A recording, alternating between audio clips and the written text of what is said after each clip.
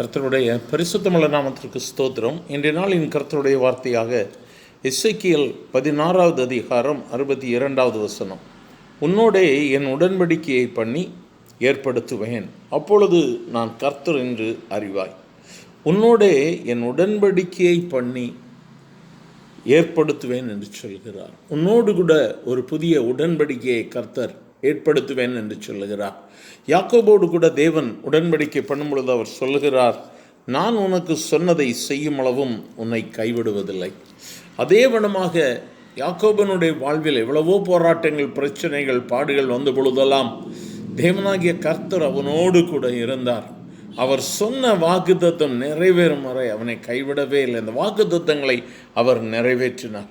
புதிய ஏற்பாட்டின் நாட்களில் பார்க்கும் பொழுது தமஸ்குவின் சாலைகளிலே போய்கொண்டிருந்த சவுல் கிறிஸ்தவர்களை துன்புறுத்த வேண்டும், அவர்களை கொலை பண்ண வேண்டும் என்று சொல்லி தமஸ்குவின் சாலைகளிலே சென்றவனை இயேசு சந்திக்கிறார். அவனுக்கு வாக்கு கொடுக்கிறார், உடன்படிக்கை எடுக்கிறார். புறஜாதிகளுக்கும் ராஜாக்களுக்கும் நீ என் நாமத்தை அறிவிக்கிறதற்காக நான் தெரிந்து கொள்ளப்பட்ட ஒரு பாத்திரம். அதே வண்ணமாக பவுலை கர்த்தர் உபயோகப்படுத்துகிறார்.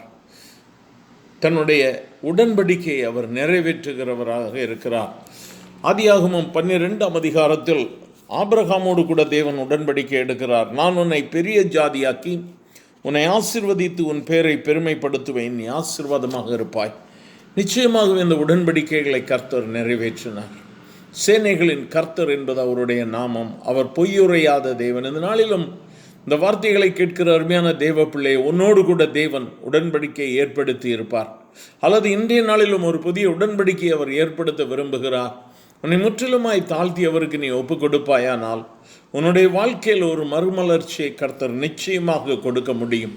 ஒருவேளை உன்னுடைய மானசீக பிரகாரமாக நீ அநேக முயற்சிகளை எடுத்து தோல்வியுற்று இருக்கலாம். உன்னுடைய வாழ்க்கையில் பலவீனங்கள், சோர்வுகள், வியாதிகள் என்று சொல்லி பல காரியங்களிலே நீ தோற்று போய் இருக்கலாம். ஆனால் இந்த நாளிலும் கூட இயேசுவுக்கு உன்னுடைய வாழ்க்கையை ஒப்பு கொடுத்துப்பார். இயேசுவோடு கூட உன்னுடைய வாழ்க்கையை துவங்குவதற்கு ஆண்டவரே என்னோடு கூட ஒரு உடன்படிக்கை எடுங்க ஆண்டவரே, உம்மோடு கூட நான் நடக்க விரும்புகிறேன் என்று சொல்லி உன்னை நீ இயேசுவுக்கு ஒப்பு கொடுப்பாயானால் உன்னுடைய வாழ்க்கையில் ஒரு பெரிய மறுமலர்ச்சியை நீ காண்பாய். அவர் பட்சபாதம் உள்ள தேவன் அல்ல. அவர் யாக்கோபுக்கு செய்ததை உனக்கும் செய்வார். ஆபிரகாமுக்கு சொல்லி செய்ததை உனக்கும் செய்வார். தலைகளை தாழ்த்தி ஜெபிக்கலாமா? எங்கள் அன்பின் ஆண்டவரே, உம்முடைய வார்த்தைக்காய் ஸ்தோத்திரம். நீர் உடன்படிக்கை எடுத்து அதன்படியாக மக்களை ஆசீர்வதிக்கிறவர். சேனைகளின் கர்த்தர் என்பது உம்முடைய நாமம். இந்த நாமத்திற்குள்ளாய் ஆண்டவரை பயந்து எங்களுக்கும் ஒரு நன்மை வேண்டும் என்று சொல்லி ஜெபிக்கிற உம்முடைய பிள்ளைகளோடு உடன்படிக்கை எடும் ஆண்டவரே. உடன்படிக்கை எடுத்து வாக்குத்தத்தத்தை சுதந்திரிக்க காத்திருக்கக்கூடிய உம்முடைய பிள்ளைகளுக்கு நன்மைகளை கர்த்தர் அனுப்பி கொடுக்க வேண்டுமாய் ஜெபிக்கிறேன். உம்முடைய கிருபை கூட இருக்கட்டும். நம்பிக்கையோடு கேட்கிற ஒவ்வொருவருக்கும் இன்றைய நாள் விடுதலை நாளாக இருக்கட்டும். இயேசுவின் நாமத்தில் பிதாவே, ஆமேன், ஆமேன்.